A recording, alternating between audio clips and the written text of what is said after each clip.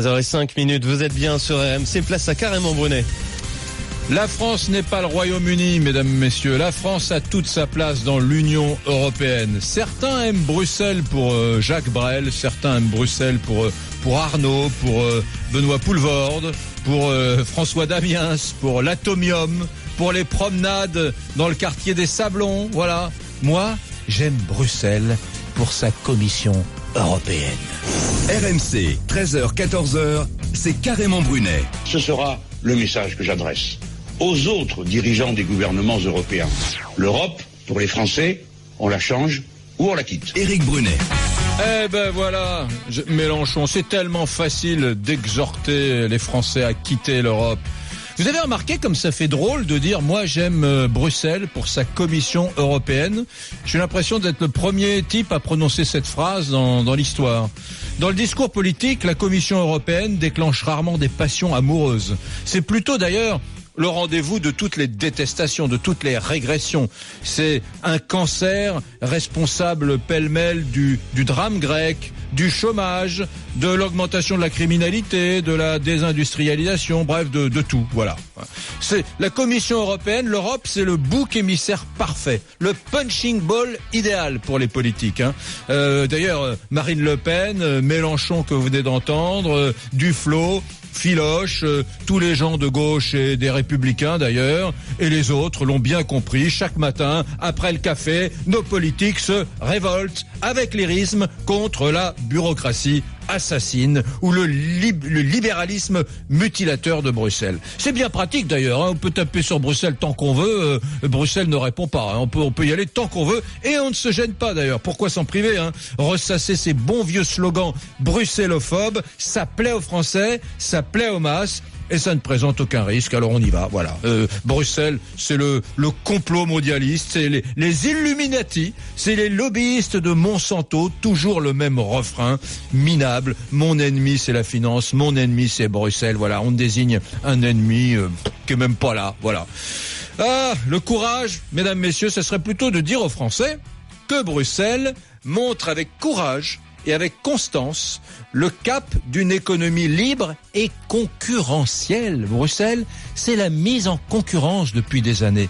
Bruxelles, c'est quelque chose qui finalement a considérablement amélioré votre quotidien. Le courage, ce serait de dire que la France, d'ailleurs, est très souvent condamnée pour des entorses au marché intérieur, des subventions aux entreprises portant préjudice aux consommateurs, des ententes, des cartels. Ouais, ça c'est la France, c'est pas Bruxelles. Le courage, ce serait de reconnaître que Bruxelles a fait avancer la liberté des consommateurs français, que Bruxelles a eu une patience infinie avec des dirigeants français qui ont pris l'habitude de mentir à leur population sur leurs objectifs. Le courage, ce serait de dire heureusement que la Commission européenne est là, car notre personnel politique n'a pas toujours été à la hauteur. Le courage, ce serait de dire même merci à la Commission européenne d'exercer une douce pression de chaque instant sur un monsieur François Hollande qui n'avait envie de rien faire et de rien réformer en France. Merci, oui, à la Commission européenne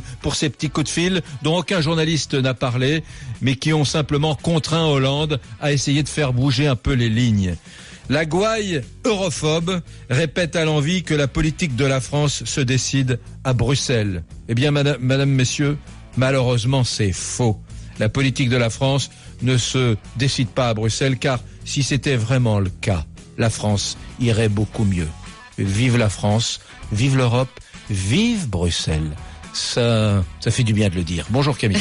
Bonjour Eric, bonjour à toutes et à tous. La France a toute sa place dans l'Union européenne. C'est ce que tu penses, Eric, et tu dis non, tout simplement, au Frexit. Alors le Frexit, c'est quoi ? C'est tout simplement la sortie de la France de l'Union européenne. On a entendu parler du Brexit, du Nexit aussi, c'est la sortie des Pays-Bas.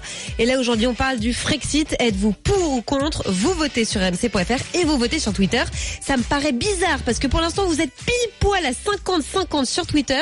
J'aimerais bien voir une petite tendance se dessiner, alors allez-y. RMC. Maintenant que vous avez l'avis d'Éric Brunet, donnez le vôtre au 32-16. RMC, carrément Brunet. Une récente étude révèle qu'une majorité de Français, 53%, souhaiterait qu'un vote similaire soit organisé en France. Je crois maintenant qu'il faut un référendum en France. Il serait, à l'issue d'un tel référendum, 45% à dire oui à l'UE et 33% voteraient pour le non. Référendum. Mais sur quoi ? Moi, je veux construire, pas détruire. Éric Brunet. Mesdames, messieurs, nous votons sur le Frexit. La France doit-elle rester dans l'Europe ou quitter l'Europe ? Antoine a fait le 32-16. Il a 27 ans. Il est en Seine-Maritime. Antoine, bonjour. Oui, bonjour Eric. Alors, je vous écoute. Oui, alors moi je voulais justement dire en fait que j'étais totalement contre, totalement contre votre avis. Je suis pour le Frexit. Alors je suis pas pour le Frexit comme ça.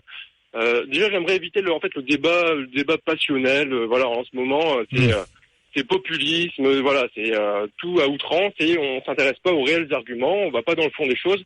Moi j'aimerais quand même reposer les bases, etc. Qu'on puisse s'intéresser au traité dans le détail. Alors, déjà, posez les bases. Pourquoi êtes-vous pour la sortie de la France de l'Europe ? Pourquoi ? La première raison.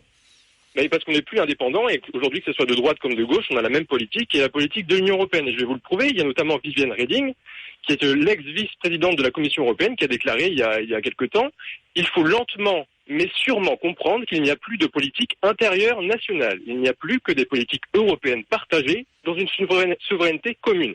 Voilà, et à côté de ça, on peut mettre en parallèle Juncker qui avait déclaré il ne peut y avoir de choix démocratique contre les traités européens. Donc voilà, là déjà le contexte est bien posé, je pense.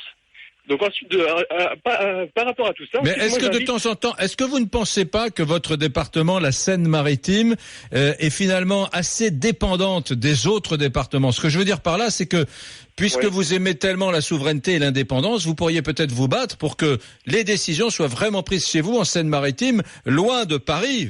C'est insupportable, la dictature de Paris. Si. Allez plus loin, parce que si l'Europe vous agace, j'imagine que Paris et les Parisiens doivent vous agacer aussi un peu. Ça serait pas mal une Seine-Maritime indépendante, Antoine. Alors non, pas du tout, comme une Bretagne indépendante. Voilà, là on a également toutes les idées d'indépendance des régions qui sont exacerbées. Voilà, là on voit en ce moment l'Écosse qui voudrait demander son indépendance, mais dans le cadre de l'UE, donc encore une indépendance pour rire en fait, si vous voulez. Donc en fait, voilà, on est un peuple européen. Il y a un peuple français et par contre il n'y a pas de peuple européen, que vous le vouliez ou non, un peuple européen n'existe pas. Et comme l'a dit notamment le général de Gaulle, on ne fait pas d'omelette avec les œufs durs. Donc aujourd'hui, il faut revenir aux différents États. Voilà, la France est une république française. On a un peuple français. Voilà, il n'y a pas à être contre une politique de Paris ou quoi que ce soit. Ça n'a pas de rapport. Alors moi, j'invite tous vos auditeurs. Là, je vais dire quelque chose de complètement fou à votre antenne. J'invite tous les auditeurs à écouter François Asselineau et l'Union populaire républicaine, l'UPR, sur upr.fr. Allez le voir. Il ne passe jamais dans aucun des grands médias. Pourtant, c'est lui. Il a créé ce parti-là il y a aujourd'hui 9 ans, justement pour faire sortir la France de l'Union européenne, de l'euro et de l'OTAN. Il explique très clairement tout cela, sans populisme, voilà, c'est pas superficiel. Il va dans le détail des traités. Il explique pourquoi aujourd'hui, que ce soit de gauche comme de droite, on applique la politique européenne. Et il démontre traité par traité pourquoi... Moi, Antoine, mon avis, mais dans un instant, on sera avec Nicolas Bay, secrétaire général du Front National. Moi, mon opinion dans cette affaire, je me sens pas citoyen européen, je suis pas passionné d'Europe, je sais très bien que c'est un ensemble technocratique.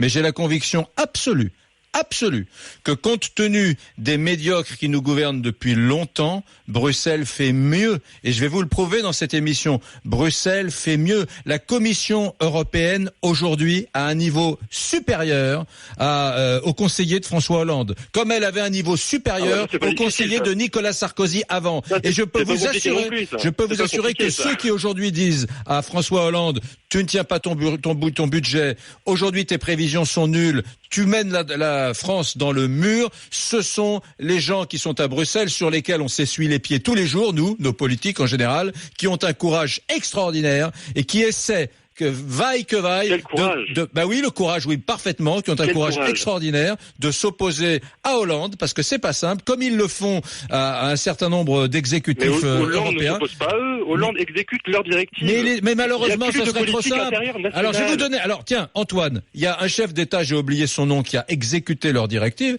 c'est l'Irlande. L'Irlande, qui était au plus bas il y a quelques années, a suivi pas à pas conseil par conseil ce que la Commission européenne de Bruxelles lui disait de faire, l'Irlande. Et en 4 ou 5 ans, l'Irlande est revenue au top avec des prévisions de croissance qui feraient blêmir François Hollande. Pourquoi ? Parce que contrairement aux Grecs, les Irlandais ont fait exactement ce que Bruxelles leur a demandé de faire, et en quelques années, ils ont retrouvé une vigueur financière incroyable, fondée sur une fiscalité très faible. Voilà. Ben moi, je suis plutôt irlandais avec Bruxelles que grec contre Bruxelles. Moi, je suis français. Voilà.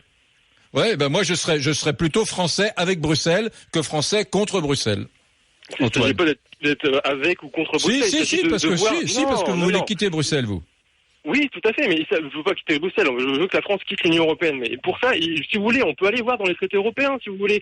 Là, aujourd'hui, tout le monde parle de l'article 50 qui permet de sortir de l'Union européenne. C'est-à-dire qu'il y a bien une sortie qui est prévue dans les traités. Cette sortie-là, cet article-là, l'article 50, personne n'en a jamais parlé. On n'entend parler là que depuis le Brexit. Le FN, Mélenchon, etc., là, oui, c'est du populisme, etc. Eux ne proposent jamais, ils n'ont jamais proposé dans leur profession de foi de sortir de l'UE par l'article 50 du TUE. Du traité sur l'Union européenne. Alors, jamais, ce sont des partis leurs qui n'expliquent jamais aux Français clairement les choses. Alors, attends, Nicolas Bay a écouté François Asselineau. Nicolas Bay, il est là. Il va vous répondre. Bon, on a compris Asselineau. Nicolas Bay, conseiller régional de Normandie, secrétaire général du Front National. Nicolas Bay, bonjour. Bonjour. Bon, alors d'abord, premier constat, c'est vrai qu'on peut taper tranquillement, peinardement, quotidiennement, minutieusement sur Bruxelles. Quand on est dans un politique français, Bruxelles répond jamais. C'est le punching ball idéal, qu'on soit Marine Le Pen ou qu'on soit Mélenchon. Ça, vous êtes d'accord pour admettre ça, Nicolas ? Non, je crois pas du tout. Je crois au contraire qu'aujourd'hui,